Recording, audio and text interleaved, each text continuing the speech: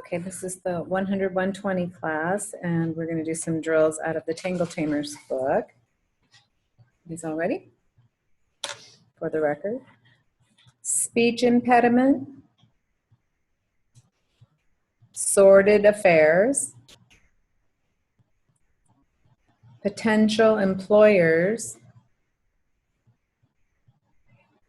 construction landscaping,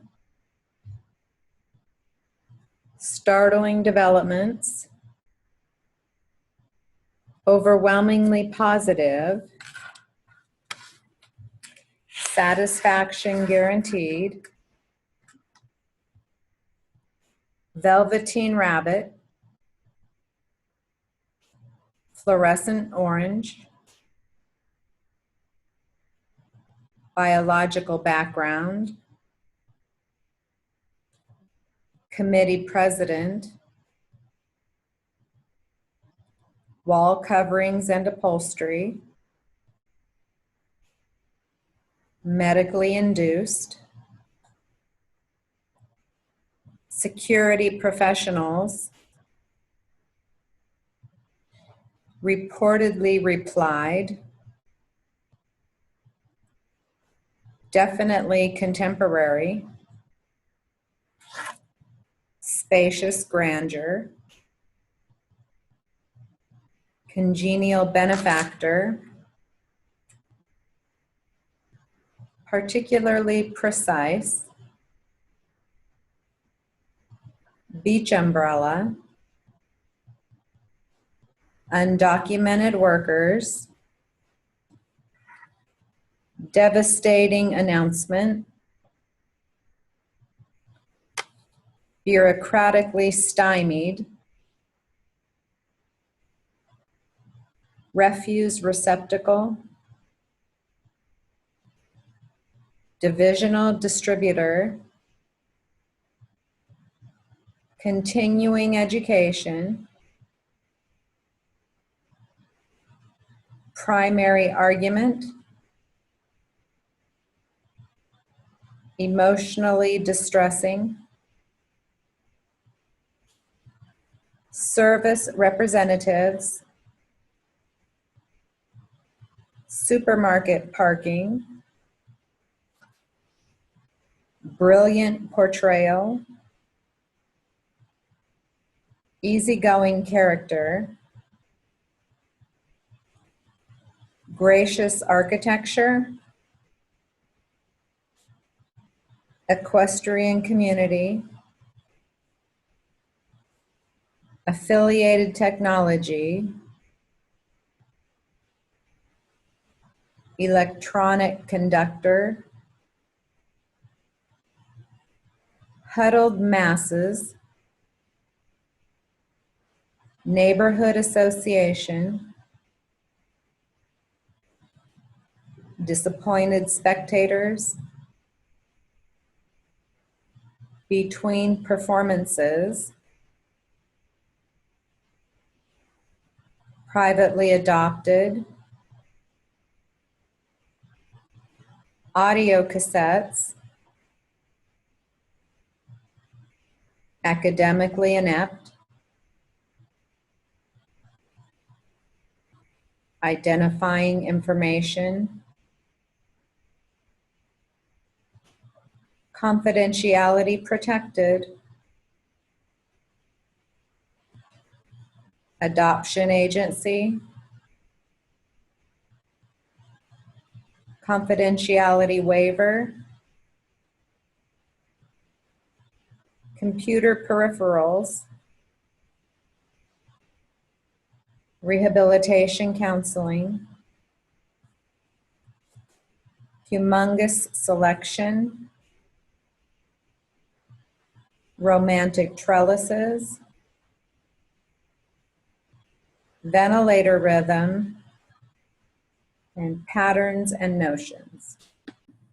Okay, these are some numbers and amounts drills for the record. $9,286.03.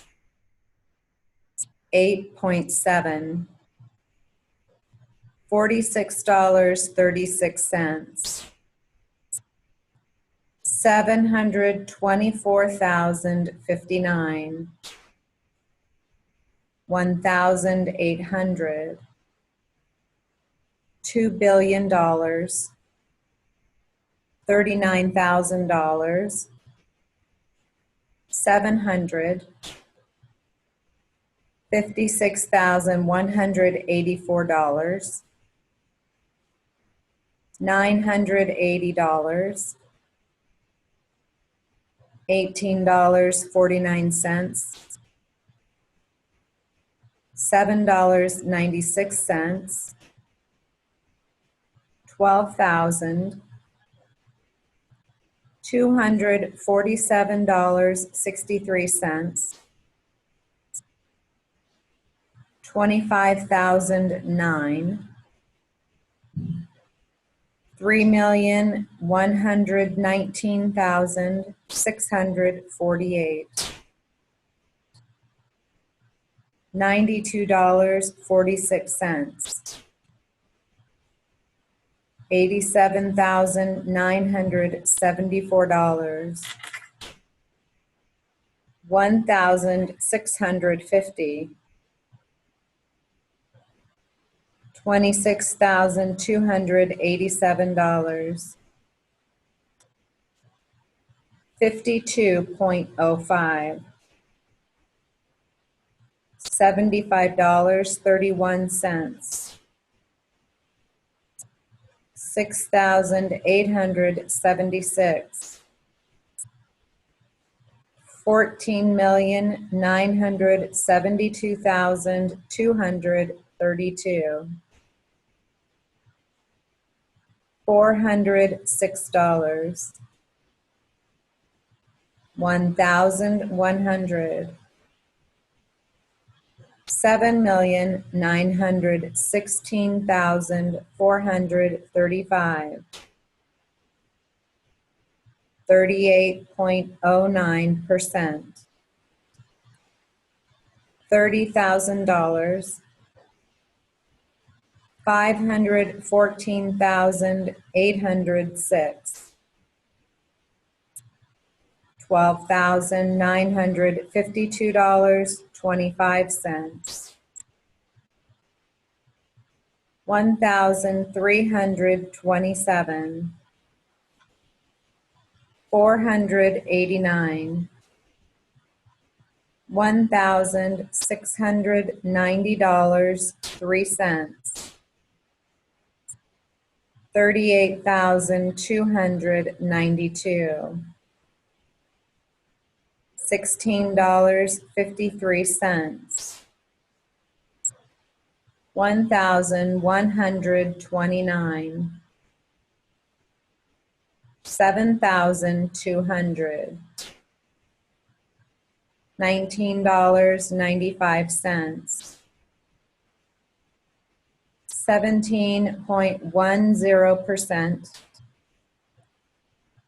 $100, 2007, 569, 68,420, $8,702.50, 6,192, 394,811, $509, 13.02, $50,000, 6,598,732, 5,200, $36,000, 4,929.51. This is some admonitions, motions, and stipulations practice. Beginning with an admonition for the record. You are going to have to speak up. Okay. When you direct your answer, direct them more to the young lady on your right as opposed to me, okay? I am sure that your attorney has explained to you why we are here. Now I'm going to take your deposition, which is a statement under oath. She, that young lady there, who is the court reporter, is writing down on that machine that she has in front of her, and it is going to be transcribed into a booklet, and this booklet is called your deposition. You are under oath, and that is the same oath you would take if you were in front of a judge and a jury. It is the oath to tell the truth, which I'm sure you will do. I don't want you to answer any of my questions that you don't understand. Very often, attorneys get a little bit long-winded and get carried away with themselves, and we ask questions that we don't understand, and we expect somebody else to get it. So if you don't understand a question, tell me you don't understand it, and I will rephrase it or re-ask it in a way so that you and I can communicate. Don't guess at anything. I am going to ask questions about how many times you went to the doctor and how many days you were off work. You don't have to give me exact answers, but I am entitled to your best approximation. I don't want pure guesses. If you have no idea, tell me you don't remember. Tell me what is not clear. Have you understood everything I have said so far? Okay, this is a motion to strike. So that admonition was at 100 words a minute. I will do this also at 100 words a minute. For the record, Your Honor, the respondent has submitted to the court the expert report of Dr. Whitaker, one of the respondents who may testify. The report consists of 112 pages of out-of-court statements along with additional hearsay exhibits. Respondent assures the court and counsel that it is not proffering this report into evidence at this time, but instead is merely providing it to the court as a reference. The submission, Your Honor, of this report as a reference rather than evidence is highly prejudicial, and therefore the report should be stricken. In the first instance, the content of Dr. Whitaker's hearsay report as a reference is unduly prejudicial in the instant proceedings. In the second instance, the submission of Dr. Whitaker's hearsay report will be unduly prejudicial in any consideration of the record in this case, should there be an appeal. An expert report that is being proffered is hearsay. Therefore, it should be properly excluded from the record. We move to strike the submission of the expert report at this time. Okay, do this. This is a stipulation.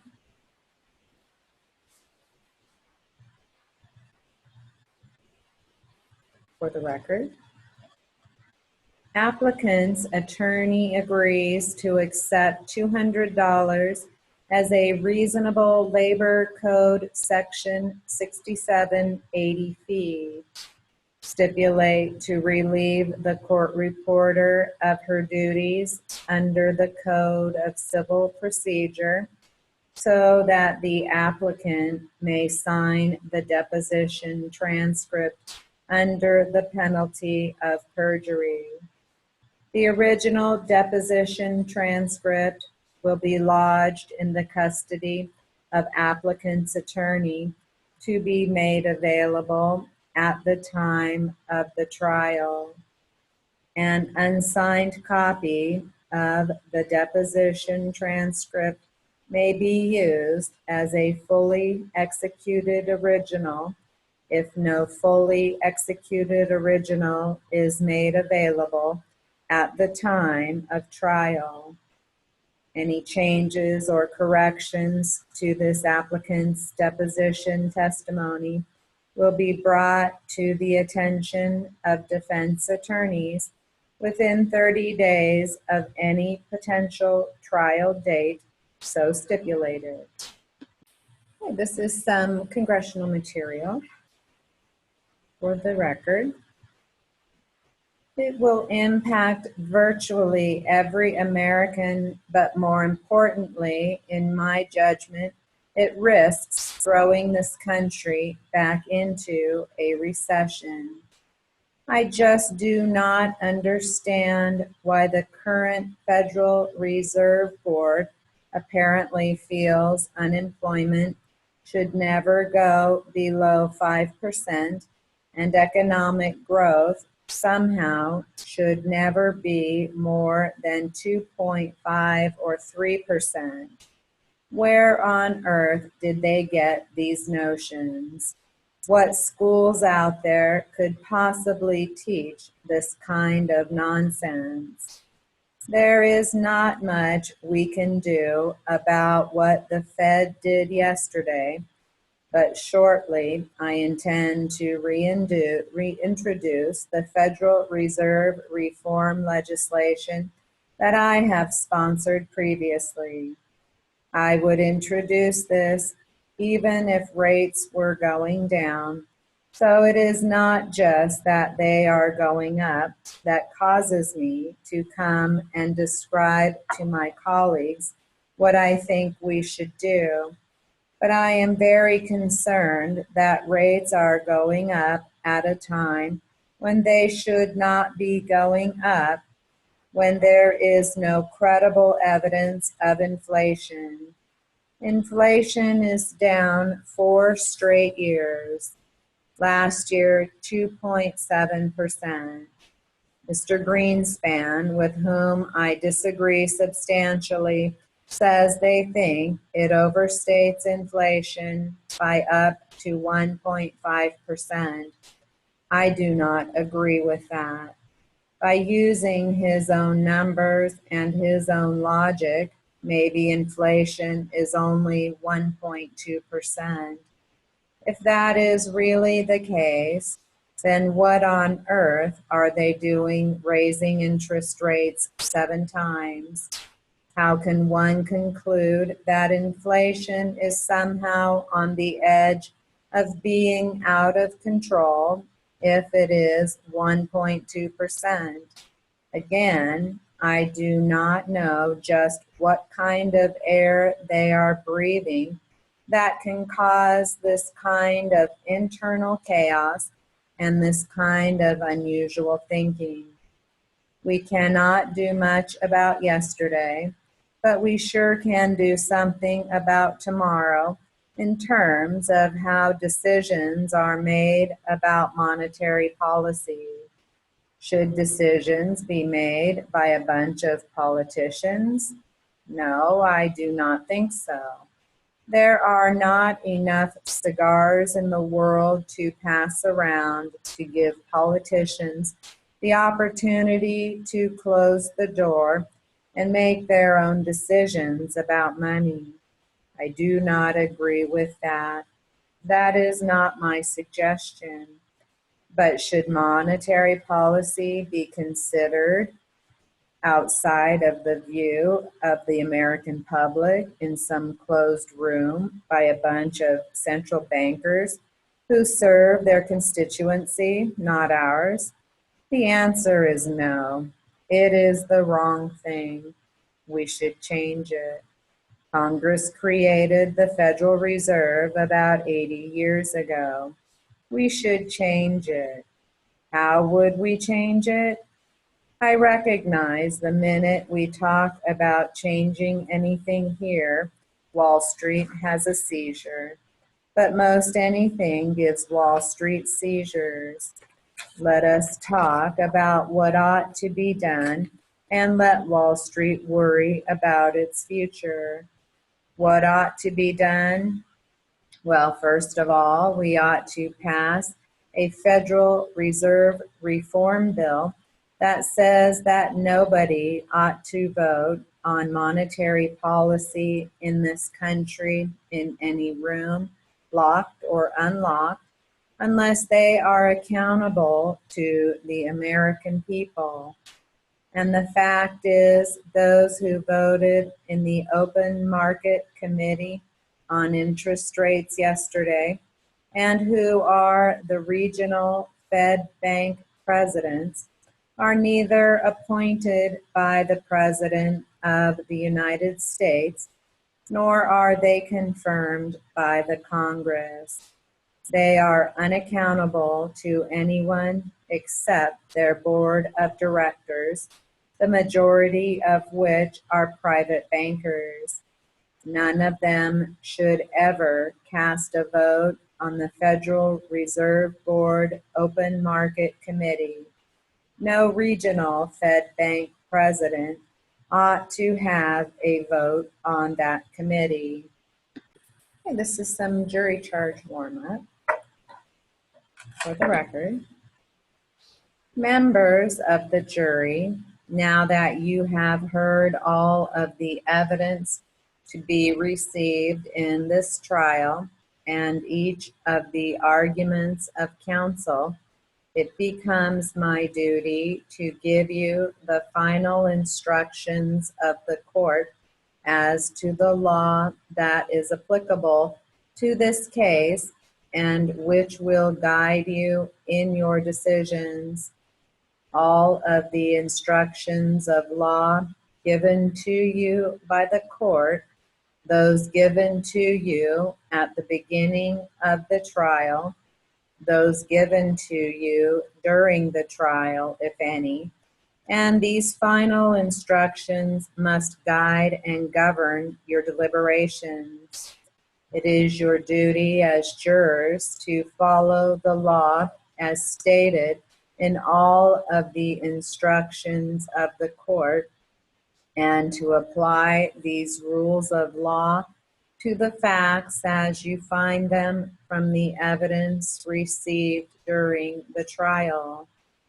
Counsel has quite properly referred to some of the applicable rules of law in their closing arguments to you.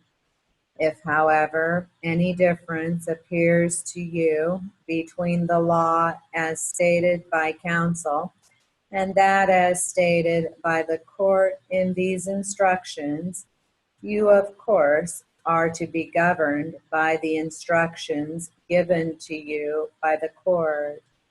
Neither are you to be concerned with the wisdom of any rule of law stated by the court.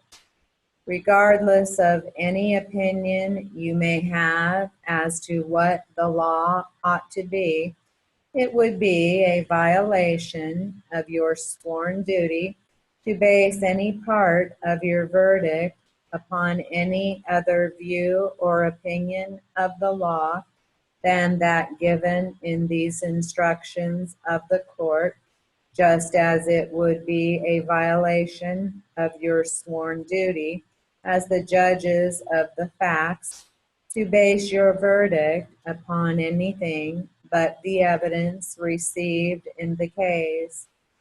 You were chosen as jurors for this trial in order to evaluate all of the evidence received and to decide each of the factual questions presented by the allegations brought by the plaintiffs and the denial of these allegations by the defendant. Nothing I say in these instructions is to be taken as an indication that I have any opinion about the facts of the case or what that option is. It is not my function to determine the facts, but rather yours. You must perform your duties as jurors without bias or prejudice as to any party. The law does not permit you to be governed by sympathy, prejudice, or public opinion. All parties expect that you will carefully and impartially consider all of the evidence, follow the law as it is now being given to you, and reach a just verdict regardless of the consequences.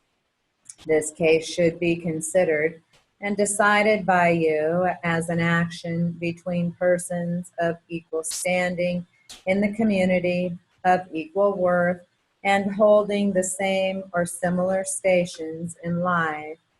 A corporation is entitled to the same fair trial at your hands as a private individual. All persons, including corporations, stand equal before the law and are to be dealt with as equals in a court of justice.